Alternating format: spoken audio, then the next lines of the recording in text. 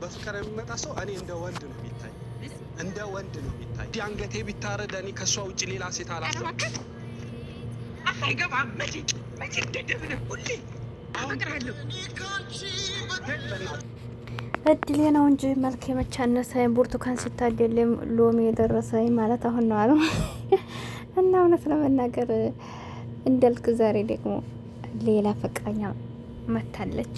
እወድሃለሁ አፈቅርሃለሁ እያለችው ነው። እሱ ደግሞ እኔ ምን ቆንጆ ቢሞላ ከህሉ ውጭ የሚታየ ነገር የለም እያለ ነው ማለት ነው። የሰው ሁና እንኳን በቃ ይሄኔ ናት እያላት፣ ስለዚህ ያብጣ በቅ ማድረግ አለበት ማለት ነው። አሰላሙ አለይኩም ወራህመቱላሂ ወበረካቱ። ድን የተከበራችሁ ቻናል የቤተሰቦች እንዴት ናችሁ? ደህና ናችሁ? አይ እኔ ያለሁ አልሐምዱሊላህ። ለቻናል አዲስ ከሆናችሁ ላይክ፣ ሼር፣ ሰብስክራይብ ያደርጋችሁ አበረታቶች ከጎን ሆናችሁ ለምታበረታቱኝ ውድ ሀገር ልጆች እውነት ቃል የለኝም እና ማለት ነው። በእውነት በጣም ነው የገረመኝ። እንዳልክ በቃ በጣም ነው የሚወዳት በጣም ነው የሚያፈቅራት ትላላችሁ። በቃ ፍቅር ፍቅር ፍቅር ለካ እኔ ግርም የሚለኝ ማለት ነው። እንዳልክን ግን በዚህ አጋጣሚ ሳላደንቀው አላልፍም። እውነት ለመናገር የማደንቀው ምክንያት ምን መሰላችሁ? እኔ ካሁን በፊትም እንደ ከሌላ ሴት ጋር ያን ያክል ብዙ ከሄሉ ከመተዋወቁ በፊት በነገራችን ላይ በሌላ ስራዎች ነው እንጂ ብዙ ሴት ወደ ወዲ ሲያደርግ ነው አይቻል አቅም። እንደውም የብዙ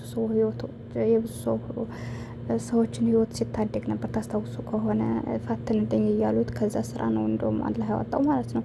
እና ከዛ ወዲህ ራሱ የሆነች ልጅ መጣ የተባለ ከሄሉ ወዲህ አንድ ልጅ እሷን መኪና ገጨሁ ብላ መታ ነበር። ያችም ጋር ወዲያው ነው የተለየውና ያን ያክል አይደለም እውነት ለመናገር። በዛ ላይ ደግሞ ለሚያገኛቸው ሰው ሁሉ ስለ ሄሉ ይናገራልና ከሌሎቹ የተሻለ ነው ብዬ አስባለሁ። በዚህ ጸባዩ የሰው ልጅ መቼም ሁልጊዜ መጥፎን ብቻ አይደለምና ጥሩ ነገሮችም ይዛችሁለት ታልፋላችሁ፣ ታወሩለታላችሁና ስለዚህ እንዳልክ አሁን ላይ ብቻ ብዙ ጊዜ ይቺ ልጅ አሁን አብረው መስራታቸው አይቀርም። በእርግጥ ወደፊት ጠብቁ ዝም ብላችሁ ዛሬም ነገም እያለ ልክ ሶሲ ባለፈው እንደገባችሁ አይታችሁ ከሆነ ሶሲ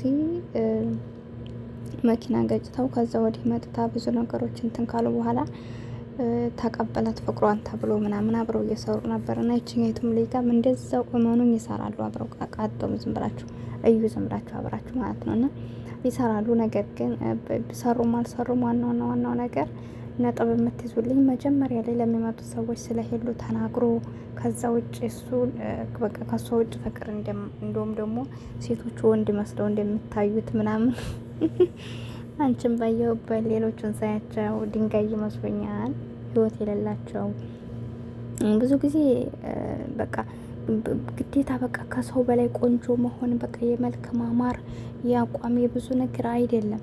የሰው ልጅ ስብዕና መልካም ልብ ካላችሁ ባናምርም ቆንጆ ነንና መልካም ልብ ያላችሁ ሰዎች እስኪ ላይ ካደርጉ ለራሳቸው እና ማለት ነው። ስለዚህ ብዙ ጊዜ ታውቁ ከሆነ ቆንጆ ሰው ሲሆኑ ልክ እናንተን ማለት ነው ውስጣችሁ እናንተ መልካም ትሆናላችሁ። እነዛ ሰው ደግሞ በቁንጅና ብቻ ነው የሚያምኑትና በቃ ቁንጅና ደግሞ ወላሂ ከሰው ጋር ሊያኖርና አይችልም። በዚሁ አጋጣሚ የሆነ ታሪክ አይቼ ነው የዛሬ ስንት አመት ነውና ወላሂ ማለት ነው እሷ ሰለጠንኩ ብላ የለበሰችው እዚህ ጋር ነው በቃ ቁምጣ ነገር ምናምን የለበሰችው ጸጉሯን በዊግ ምናምን በቃ ብቻ ምን አልኳችሁ ፊቷ ዱቄት ሁሉ ተሞልቷል። በቃ ምንም በቃ ዘናጭ ተበላ ነው እሷ የመጣችሁ ገብቷችኋል። ከዛ የሆነ ካምፓኒ ላይ ቀጠሩ ሁለታቸውም ለስራ አልተማረችም። ሰው በቁንጅና ውድድር ነው ገብቷችኋል። ያው በቃ በመልክ ቆንጆ ነች ስለሚሏት ብቻ በዛ ላይ ያስቀጥሯት ነው የመጣችው። ከዛ ደግሞ ልክ እንደኛ ምስኪን ማለት ነው እንደኛ ምስኪን አሁን እኛ እዚህ ሀገር ስንሰራ ታውቃላችሁ። አሁን ነው እንጂ እንደውም በፊት ወዲያው ስንመጣ አንስተን ሪፎርም እየተለበሰ ነበር። ስለዚህ እንደዛ ለብሰን ስላዩን ውስጣችን በቃ ልክ እንደ ልብሳችን ይመስላችኋል ገብቷችኋል። ግን እኛ ንጹህ ነው ሁሉ ነገራችን። ልብስ ብቻ እነሱ ያሉትን ስለለበስን ዝቅ ያልን ሰዎች ነን ወይም ደግሞ እነሱ በሚያስቡና አንግልነን ማለት አይደለም። እና የሰው ልጅ በልብሱ አይለካም። ከዛ ደግሞ አንዲቱ ላይ እንዳልኳችሁ በቃ ኖርማል ልብስ በቃ ኖርማል አይዲ በቃ ልብስ ነው ለብሳ የመጣችው ስርዓት ያለው ልብስ ምናምን በቃ ኮሸሽ ብላ ጸጉሯን ራሱ እንደች ለብሳ ምናምን ሄደችው። ከዛ ሲገቡ ስትገባያቸው አይደ ቆንጆ የተባለችው በቃ የዛ ሰው የካምፓኒው ባለቤት ነው እሱ ገብቷቸዋል። ከዛ ቆሻሻውን እንደዚህ እየጠጣችበትን የሃይላንድ ውሃ እንደዚህ አሽቀንጥራ ስትለው ለምን ትጠያለሽ አላት። ከዛ ምን አገባህ ልቀመው አንተ እንደለመርከው እዛው ሰራተኛ ምናምን ብላ ተሰርባ ሄደች። አስቡ ያነሰው ማለት የካምፓኒው ባለቤት ነው። ከዛ ራሱን እየወዘወዘ ተከትሏት ሄደ። ከኋላ ከስር ከኋላ እየተከተላቸው ያንን እየጣለችውን የሀይላንድ እንትን ቆሻሻ ውስጥ ጨምሮ ገባ። ከዛ እነዛን እሷን የሚወዷት የሚያደንቋት የካምፓኒው ሰራተኞች ከዛ እንትን ያኔ እስኪ የስራችሁን ልምድ ይፈትኗቸው ተብሎ እንትን ሲባሉ እየፈተኑ በቃ እሷ ናት የምታልፈው ብሎ የችኛቱን ሲጠይቋት እሷ ትክክለኛውን የካምፓኒውን ስራ በትክክለኛ ታውቀዋለች። ያቺ ግን የምታውቀው ታሪክ የላትም። እንዴት አድርገሽ ነው ምርቱን የምታስተዋውቂልን ምናምን ሲሏት እሷ ያቀረበችው በቃ የሚያስጠላ ነው። ምንም በቃ አንድ እውቀት የላትም። ገብቷችኋል? የምታስበው በመልክና በቋሟ ብቻ ነው። ከዚያ ያችኛይቱ ደግሞ ሁለተኛይቱን አስገቡልኝ አለ። ሁለተኛይቱን ሲያስገባ እሷ በቃ በስነ ስርዓት አድርጋ ካምፓኒው እንደምመራው በቃ አስፈላጊ የሆነች እሷ እንደሆነች ከዛ እሷን ያችኛይቱ ውጭ አላትና ውጭ ሲላት አስባችሁታል? መጀመሪያ ላይ ሰራተኛ ነው ብላ ያስወጣችሁ ሰው ነው እንግዲህ አስቡ። የዚያ ካምፓኒ ባለቤት ነው። ከዛ እነሱ ያሰበችው እነዛ የካምፓኒውን ሰራተኞች እነሱ ይቀጥሩኛል ብላ እነሱ ደግሞ መብት የላቸውም። ባለቤቱ ያን ነው። በዛ ላይ ደግሞ ባለቤት ታውቃላችሁ የሚሆነውና ትክክለኛ የሚሰራለትን ነው እንጂ እዚህ በጉቦ በምናምን ማንንም አይቀጥርም የማይረባውን ሰው። ከዛ የእሷ መልክና ውበት ምን ይሰራል አላት። አመለካከቷ የወረደ ነው። እና እዛ ቆሻሻ ጥላ እኔን አመናጭቃኝ ነበር። አየሽ አይደል የሰው ልጅ ባለባበሱ አይገመትም። እና እንግዲህ አስበሽዋል አላት። በጣም ተገረመኝ። እሷ ያሰበችው ቆሻሻውን የሚያጸዳውን መሰላት። ገብቷቸዋል።